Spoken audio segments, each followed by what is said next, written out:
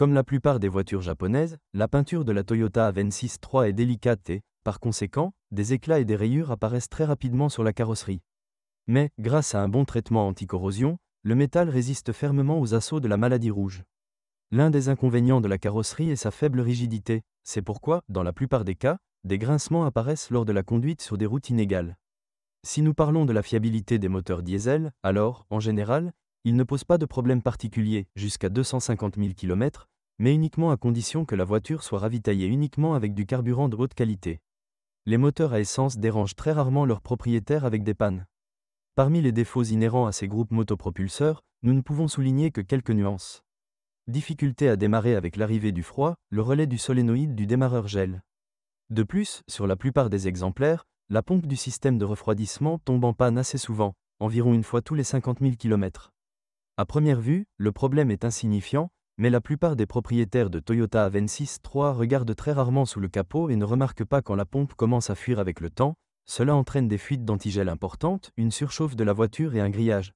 Joint de blocs cylindres. Tous les moteurs à essence sont équipés d'un entraînement par chaîne de distribution. Cette unité est assez fiable et ne pose aucun problème sur 200 à 250 000 km. Parmi les caractéristiques de l'entretien des moteurs à essence, il convient de noter que le constructeur recommande d'utiliser de l'huile 0W20 à très faible viscosité, qu'il est peu probable de trouver sur le marché ou dans un magasin de pièces automobiles ordinaire. Si vous utilisez une huile de viscosité plus élevée, cela peut affecter négativement la fiabilité et la durée de vie du moteur. Le système d'injection distribué vous permet d'équiper votre voiture en GPL sans conséquences négatives. Cependant, les moteurs Toyota Avensis 3 sont exigeants sur la précision du dosage du carburant. La meilleure option serait donc d'installer un équipement GPL à injection séquentielle. L'expérience d'exploitation a montré que la transmission n'est pas un point fort de la voiture et présente un certain nombre d'inconvénients. Les inconvénients mécaniques incluent une augmentation du bruit, notamment en première vitesse. Après restylage, cet inconvénient a été éliminé. De nombreux propriétaires se plaignent d'un changement de vitesse peu clair. La raison de cette caractéristique est la mauvaise conception de la butée de débrayage. De plus, la mécanique est exigeante en termes d'entretien en temps opportun, et si ces exigences sont négligées, après 150 000 km, une révision majeure de la boîte de vitesse peut être nécessaire avec le variateur. Ce type de transmission est sensible aux charges lourdes et aux glissements, et a une durée de vie courte, 120 à 170 000 km, en fonction des conditions de fonctionnement et de la qualité de service. Si le variateur tombe en panne, vous devrez payer près de la moitié du prix d'une voiture d'occasion pour le remplacer, environ $3 000. Vous pouvez essayer de la restaurer dans une station-service garage, à partir de $1 000 américains, mais il est difficile de dire combien de temps la boîte tiendra après une telle réparation. Ce modèle est basé sur une plateforme à suspension indépendante. Des jambes de force de type McPherson sont installées à l'avant et une poutre longitudinale avec double levier transversaux. De nombreux propriétaires louent le châssis de l'Avensis 3 pour ses performances et sa fiabilité.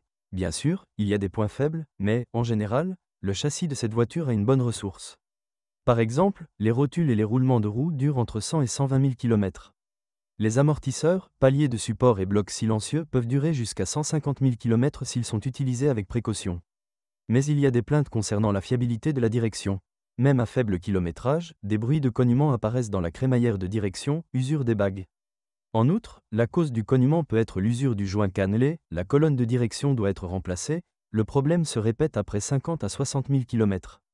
De plus, les étriers de frein peuvent servir de source de cognements étrangers. Pour éliminer le défaut, un démontage et une lubrification des guides sont nécessaires. Malheureusement, l'intérieur de la Toyota Avensis 3 ne peut se vanter ni de l'espace ni de la qualité des matériaux de finition. De plus, la conception du panneau avant et le niveau d'isolation phonique ne sont pas surprenants. Les inconvénients de l'intérieur incluent les sièges avant insuffisamment confortables. Ils sont très petits, ce qui rend difficile pour une personne de grande taille de s'y asseoir confortablement.